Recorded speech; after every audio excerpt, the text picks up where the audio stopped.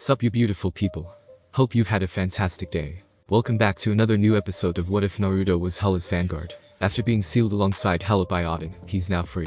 How will the Marvel world react to this new player in the game? If you guys enjoy this what if, comment down below and let me know. And go ahead and check out other what ifs in the channel after watching this video. Don't forget to subscribe and leave a like, and also share this video with your friends. So now let's start this video. No, that's a bit after my time. I've been sealed up for a long time. Who knows though, it might have been around if it's really well hidden. If you know where it is though, I can get you there. Naruto told Cap. I have a way to contact an ally there. If you can drop us off in East Africa, we can take care of the rest from there. The blonde closed his eyes as he tried to picture a map of Midgard in his head. East Africa. It's just that giant landmass, correct? Mostly dirt. The short blonde woman of the group was the one who spoke next. It's not all like that, but for the most part yes. That's the one. Naruto was about to say something to Thor, but stopped when he noticed the bearded man's eye. Or rather the charred remains of what was once his eye. He looked at it before looking back to his wife with a blank look on his face. What is it? The queen asked with an almost unnoticeable smirk. She knew what he was about to ask. What is it with you and trying to gouge people's eyes out? You did that to at least 10 people every time we were in a battle. He shook his head in exasperation before focusing on Thor. Thor. Stand still. He commanded. The son of Odin frowned but did as he was told. The group watched in varying degrees of shock as he placed his hand over the injured eye, and within seconds it began healing. The damaged skin began regaining its color, and once he removed his hand, a perfectly working eye was staring back at him. Sorry, that's been bugging me for a minute now. The blonde commented casually, as if he hadn't just regenerated another person's body part with ease. Clapping his hands, he turned back to a still shocked Captain America. Alright. Wakanda. What's there and how can it help us? Breaking out of his stupor, the former de facto leader of the Avengers answered. The leader is an ally. He has an entire nation under his command. They have some of the most advanced technology, and their army can greatly boost our numbers. If Thanos really has that many people under his command, we'll need every soldier we can get. Naruto nodded. This would definitely help. Alright, are the others with you going as well, or should I take them back? Cap glanced at the rest, all of whom nodded back at him. They'll come with me. If you don't mind me asking though, what are you gonna do? You should try and recruit powerful allies back on Midgard. Thor pitched in. That's not a bad idea. Naruto admitted. I'll ask Stark if he knows anyone else that could lend us a hand. Lord knows we're gonna need it. He raised his staff, ready to summon a portal when he suddenly stopped and turned to his wife. Why don't you come with me? Seeing her give him a look, he pointed the staff at Thor. He can stay here and keep things under control while you're gone. The people seem to like him and will most likely work better if he's the one who tells them to. Loki will stay here too. And why do I have to come along? She asked. Yes, and for that matter, why do I have to stay here as well? Loki added. Because it'll be fun. We've been unsealed and we're about to fight in another war. Might as well enjoy ourselves while we can. He replied to Hela before turning to the god of mischief. As for why you gotta stay here, in case you guys get attacked again, it'll be better for Thor to have backup of your caliber than by himself. Hela sighed. He was right. As much as she wanted to take her rightful place on the throne, they were going to be battling once again soon. Fine, I suppose you're right. Thor, you're in charge of this place while I'm gone. Do try not to damage the place any more than you already have. To which the god of thunder just gave her a blank look. One that the blonde also gave her. Ignoring the two, she walked up alongside him. Finally Naruto turned his attention to vision. More specifically, he turned his attention to the yellow infinity stone in his forehead. He stared at the stone before beginning to make his way to him. The others, though they knew he was an ally now, couldn't help but tense up as he made his way. So this is keeping you alive. Vision nodded. That is correct. The Mind Stone powers me. If what we've been told is true, then Thanos will most definitely be targeting me soon. I wouldn't say soon. I have reality and space, you have the mind, and Thanos has the power stone. That only leaves time and soul. My guess is he's gonna go for the soul stone first. Unless he knows where they are, which is doubtful. He'll be occupied for a while. Naruto reassured. How do you figure that? Steve asked. If he knew where they were, he'd already have them in his gauntlet when he arrived on Asgard. We have some time. When I finish my business on Midgard, I'll try and use the reality stone to create an alternative power source for you, in order to take the stone. Sending you into battle with a stone in your head is a bad idea.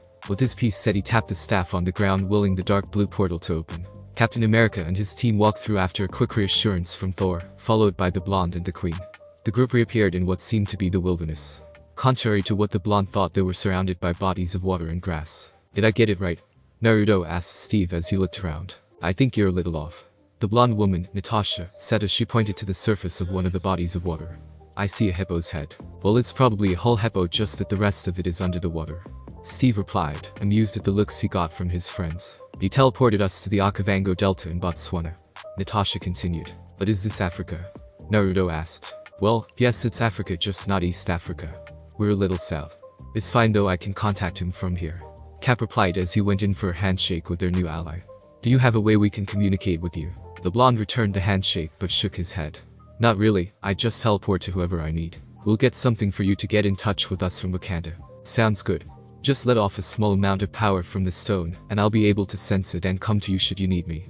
He replied before turning back to Hela. Come on dear, let's go ask Stark if he has any leads of potential allies. The crew watched as the man and woman disappeared into another portal, leaving them alone in the wilderness. Once they were gone, Natasha was the first to speak. Was it just me or was anyone else afraid the queen was going to try and kill us all? Her stare was somewhat imposing, but I don't believe she means us any harm, at the moment. Vision answered. Cap nodded, she definitely has a powerful presence. So does Naruto. I can't believe he's actually married to her. How do they work considering his personality is almost the opposite of hers? She wondered. Her question went unanswered as Steve took out his communication device he had received from the king. Avengers HQ. The two deities appeared in the same spot the blonde had taken off from when he sensed the Mind Stone go off. Naruto noticed the one called Rhodes was missing from the room, leaving only Stark, Bruce, and Peter Parker. He didn't dwell on it for too long though as Stark finally noticed them. He's back. And look, he's brought company. Tony announced to Peter. Naruto nodded happily. I have. Everyone meet my wife Hela, the Queen of Asgard. Peter began to kneel but was stopped by Tony who lightly smacked him in the back of the head. Come on kid, get up. So where are Thor and the others? Thor and Loki stayed in Asgard. The other half of your former team is on their way to talk to an ally Captain America is familiar with. Says they can really help us out. So why did you decide to come back here? Bruce asked before realizing who he was talking to and how it sounded. Not that we don't want you back or anything. Waving off his indirect apology, he replied. Thor said Midgard still has plenty of mighty heroes that could potentially assist us. He figured if anyone knew who we could recruit it would be you. Actually, we were just talking about that. There are some people whose help would be invaluable. Bruce told him before looking at Tony to explain.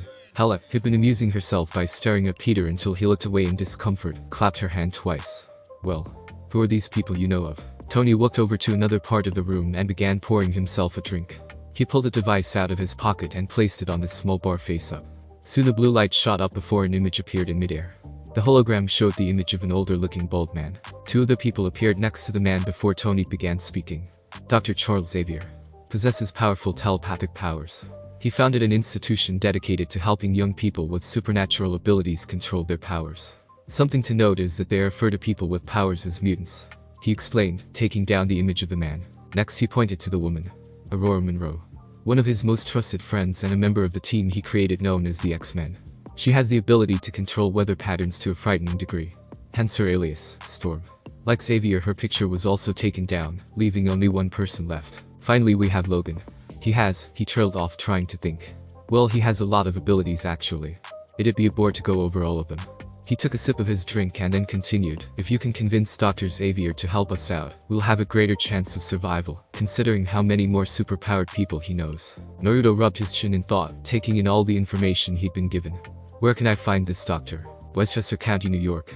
I'll give you the exact address. It's not too far from here. The genius told him as he began writing down the directions on a piece of paper. Peter, who tried to stay out of the conversation, finally spoke up. Do you guys think it's a good idea to go like that? Naruto looked down at himself before looking at Hela and then back to the youth. What do you mean? Well, you're in a black suit, which is okay, I guess. Your wife though? He stopped briefly when Hela narrowed her eyes at him and raised her head, silently warning him that his words better be chosen carefully. She's in full-on battle armor, which might attract a bit of attention. Naruto nodded. The kid had a point. Looking around the room, he noticed a small magazine next to where he and Loki had been sitting when they showed up. Picking it up, he flipped through a few pages and put it back down.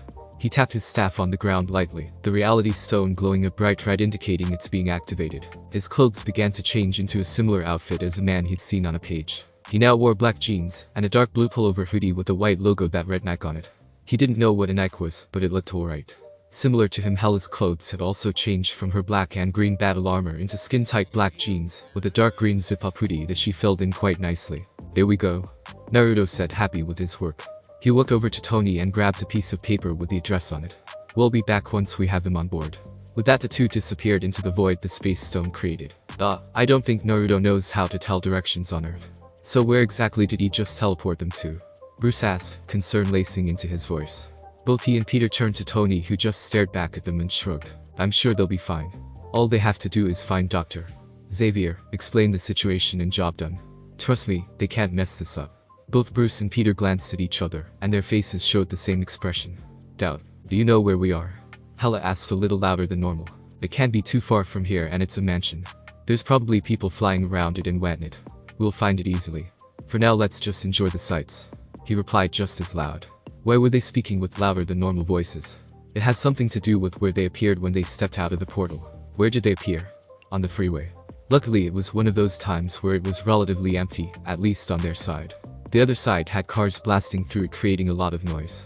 Just as he uttered the words enjoy the sights he noticed something in his peripheral vision coming at them. A metal box coming at them at relatively fast speeds. Before he could act however, the object seemed to lose control and hit the side of the freeway, and began swerving left to right before ultimately flipping over. The married couple looked up just as it was flipping over them. They both blinked in confusion when a man stuck his head out of the top. He had a red mask with black accents around the eyes and white pupil-less spots where the eyes would go and no mouth. The masked man looked down at them and tilted his head in what appeared to be confusion or curiosity. Oh. Hello, he said before going back inside. They watched as it crashed nearby, and the masked man was the only one to step out. Well, I think we're on the right track, Hela said as she took in the rest of the man's appearance. Naruto was going to reply, but stopped as his senses told him something was coming. Turning around he saw another one making its way at them. Activating his magnet release, he raised an arm and waved his hand up and down. If he could see the people inside he was sure they'd have a look of fear as they levitated before crashing back down. Unlike the other vehicle, 6 goons ran out of the car with what he would guess were weapons drawn and pointed at them. Before they even had a chance to attack however, 3 of them were stabbed in the throat by small knives courtesy of Hela.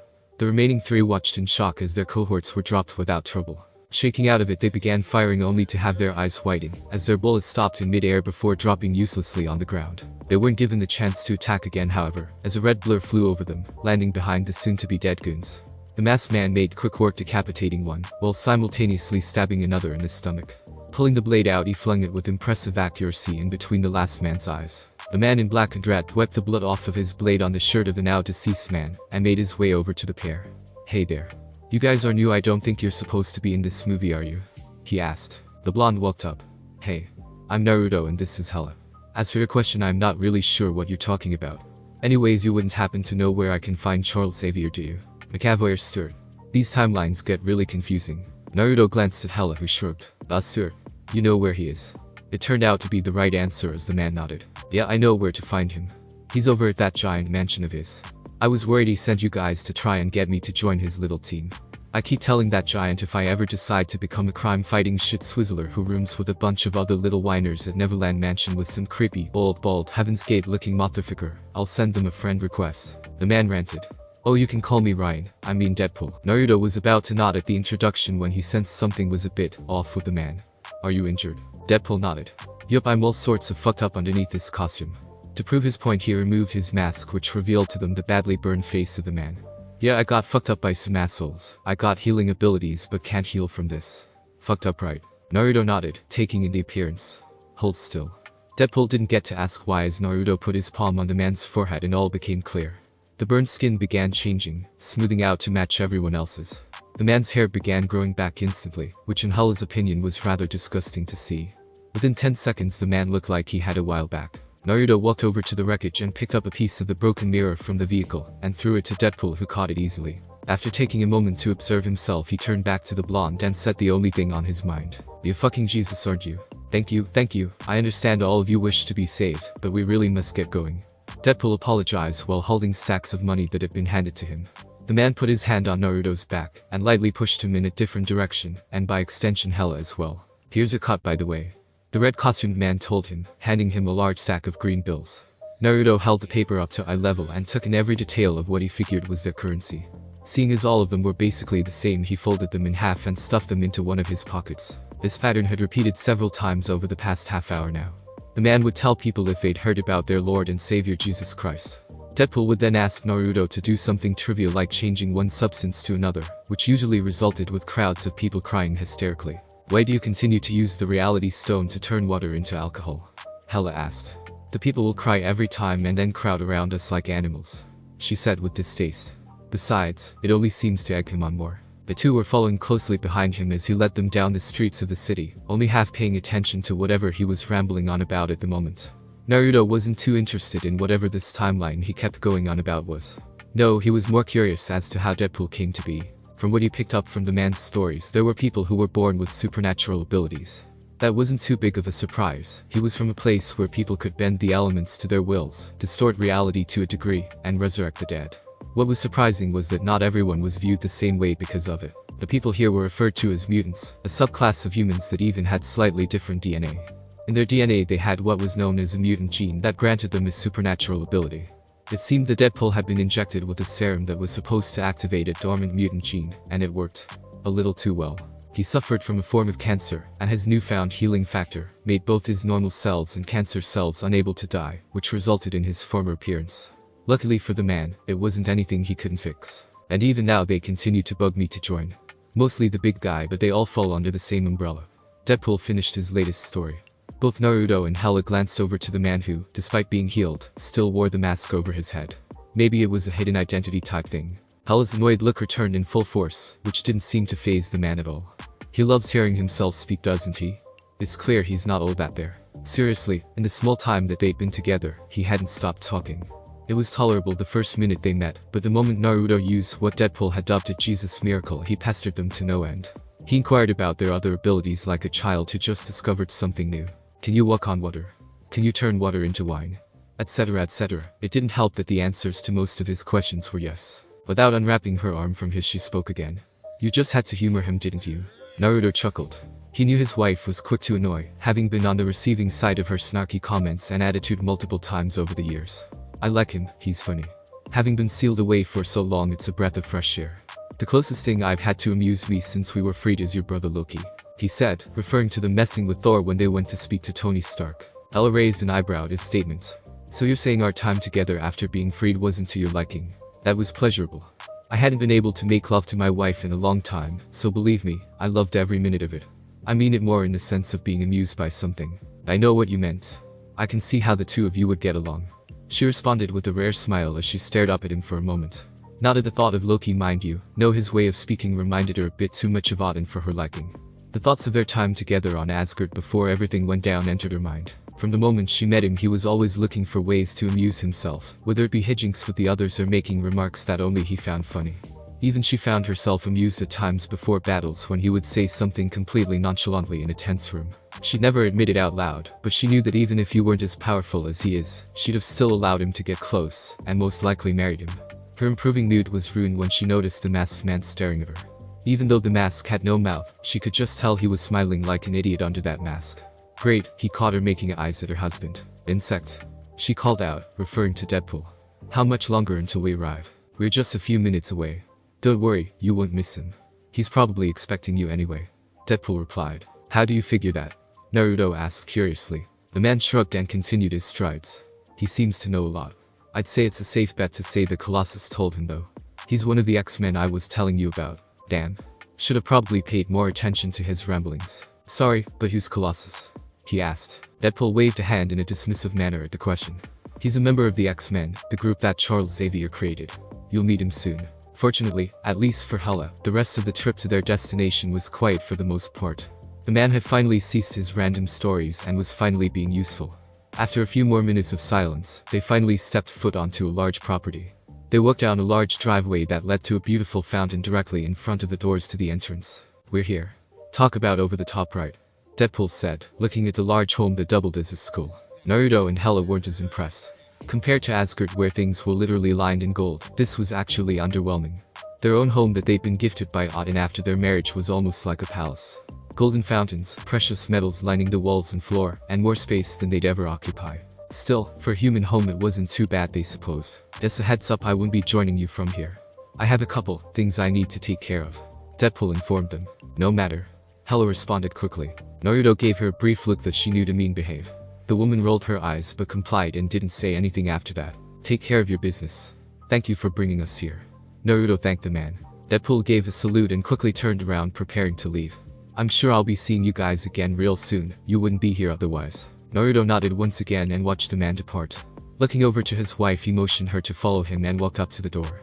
Knocking twice, the two didn't have to wait long before the sound of steps could be heard getting closer and closer. When the door opened, they were greeted by the woman Tony Stark had informed him was Aurora Monroe. Hello, is there something you need? She asked politely.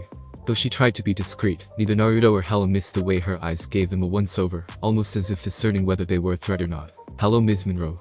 Naruto greeted with a subtle nod of his head. My name is Naruto Uzumaki, and this is Hela Odin's daughter Uzumaki. We have some important news we'd like to discuss with Dr. Xavier. Is he around by chance? Naruto asked. Odin's daughter? As in the daughter of Norse god Odin. Aurora. Hela rolled her eyes. Yes. It's Uzumaki now, but I suppose you mortals can refer to me as Odin's daughter. The conversation was interrupted by a third voice that came from behind the woman. Opening the door slightly wider so that the man could be seen, Naruto smiled, having found exactly who he was looking for. Good afternoon. The bald man on the wheelchair greeted them as he rolled up to the door. Dr. Charles Xavier, owner of this institution. To what do I owe the pleasure of having a Norse goddess and her husband visit? He asked. The man must have seen some things in his life if the presence of two gods didn't faze him. Aurora looked from the pair to Charles with a confused look on her face. Oh, I thought you were busy today. The bald man shook his head no. No, I believe they're the ones Peter told me about earlier today. They were seen stepping out of a portal and later on with Mr. Wilson, partook in some interesting activities from what I've been told. People have claimed Jesus has returned. He said with a chuckle. Hela rolled her eyes and shook her head. She knew humoring that man would be a bad idea. Naruto meanwhile partook in the laughter. It's strange that a majority of the people seemingly know about superpowered individuals, but doing some very minor actions had them losing their minds. The bald man nodded in agreement and used his hands to change the direction he was facing. Why don't we speak in my office? It's more comfortable there.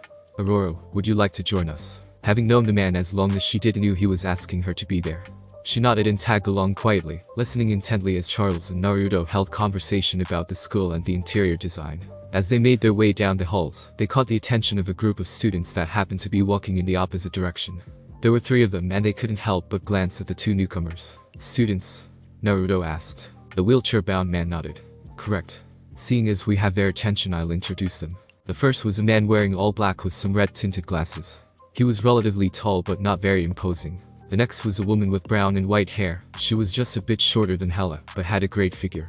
Her demeanor wasn't as confident as the man next to her, and she seemed almost sad.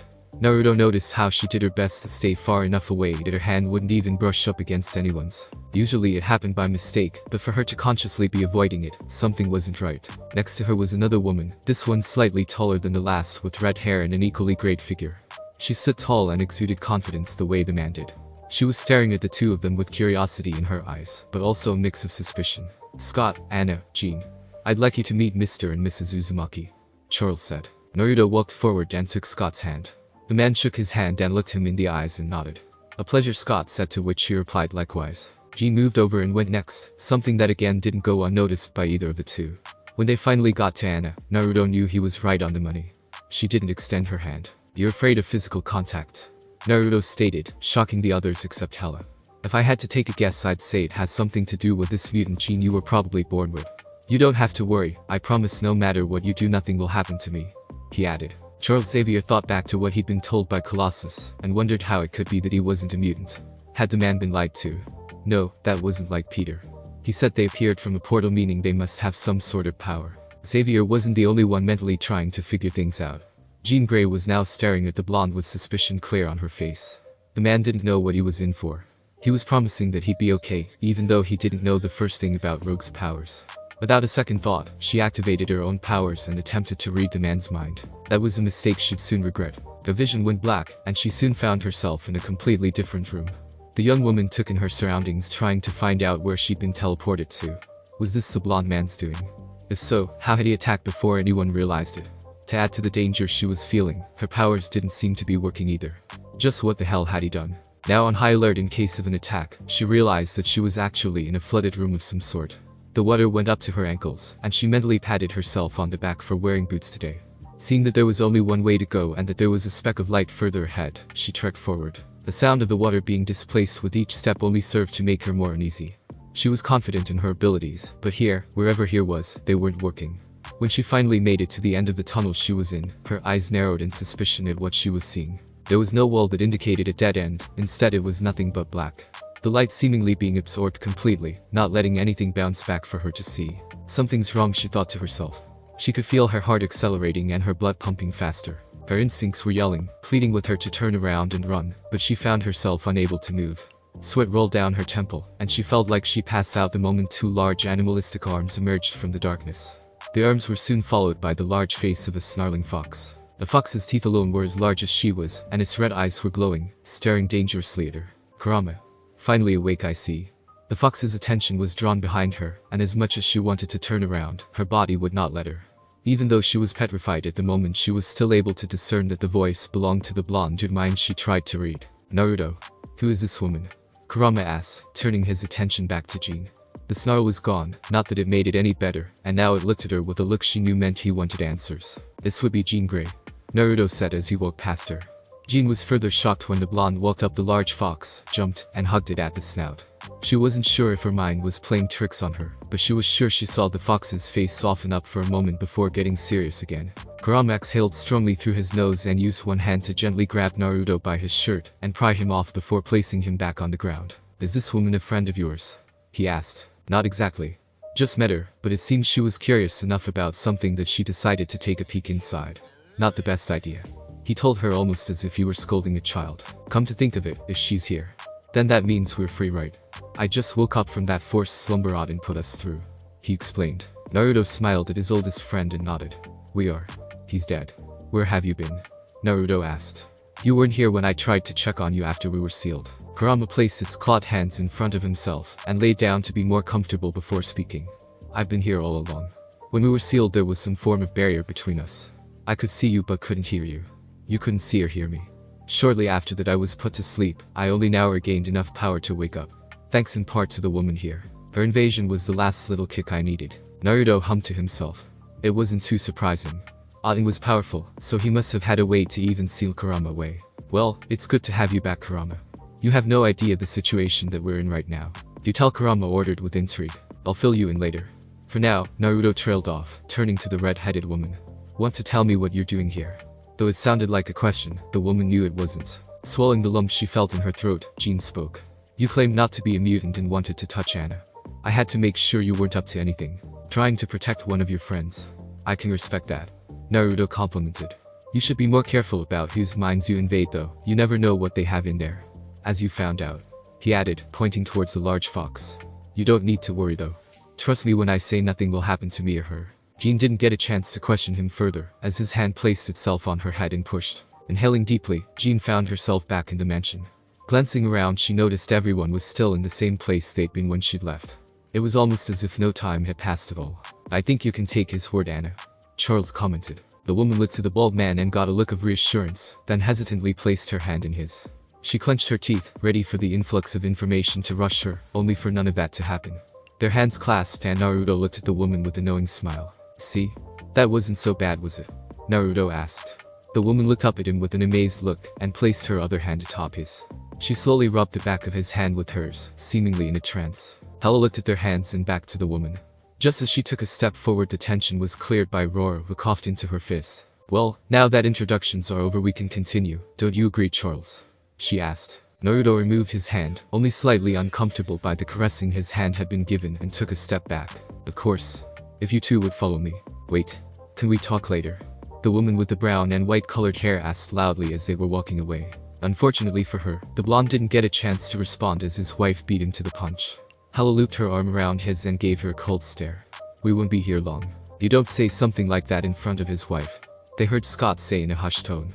Hela huffed and pushed the thoughts of the woman from her mind. They had bigger matters to attend to. Reaching the office, the two were allowed in and told to sit across from the man. Aurora took her place next to the elder man and stood up straighter. So tell me, what can I do for you? He asked politely. The married couple glanced at each other, having a brief conversation with just a look. Hela crossed one leg over the other and rested her hand on a fist, content with letting Naruto do the talking. Tell me, Mr. Xavier. Have you ever heard of the Infinity Stones? The next hour was spent with them being caught up to speed on the current happenings of the world.